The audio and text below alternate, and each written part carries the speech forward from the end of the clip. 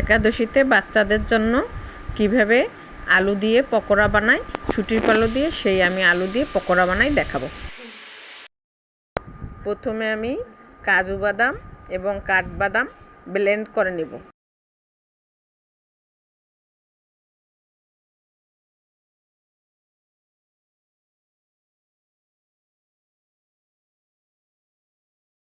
পকোড়া বানানোর জন্য আমি 2টা আলু নিয়েছি।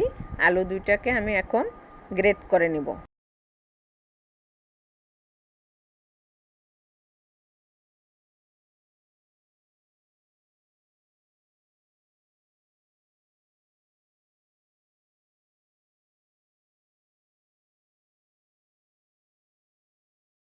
আমি এখন গ্রেট করা আলুর মধ্যে বাদামের পেস্ট দিয়ে দিব।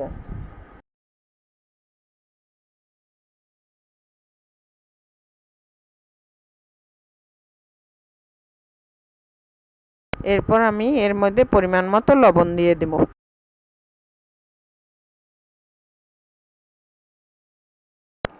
এরপর আমি এর মধ্যে হলুদের গুঁড়া, জিরার গুঁড়া, গোলমরিচের গুঁড়া দিয়ে নিব।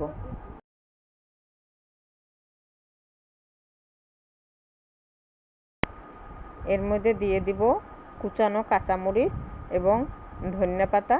এগুলি দিয়ে আমি এটাকে একটু মেখে নিব। এরপর আমি দিয়ে নিব শুঁটির পালু। এটা অনেকেই চিনে না, এটা গ্রামে মাটির নিচে হয়, এটাকে প্রসেসিং করে নিতে হয়।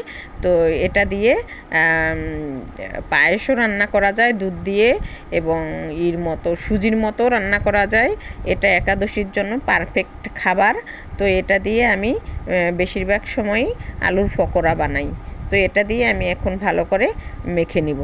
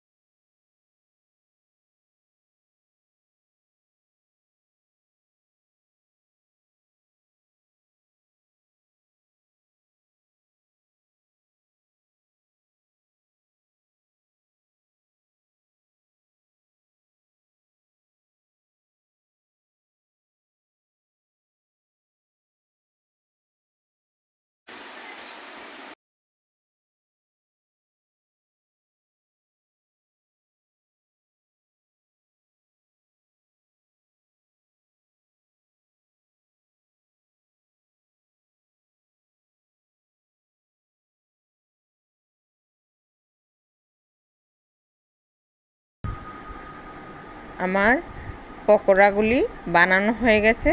এখন আমি সানফ্লাওয়ার তেল দিয়ে পকোড়াগুলি ভালো করে ভেজে নিব, মুচমুচে করে ভেজে নিব, মানে যাতে খেতে অনেক ভালো লাগে, বাচ্চারা অনেক পছন্দ করে। যেহেতু বাচ্চারা একাদশী থাকে, তো বাচ্চাদের একটু খাবার না দিলে ওরা থাকতে কষ্ট হয়। তাই আমি একটু ওদের জন্য এভাবে একাদশীর মধ্যে কিছু একটা করে দিই। তাই আজকে আমি সেজন্য আলুর পকোড়া বানিয়ে দিলাম।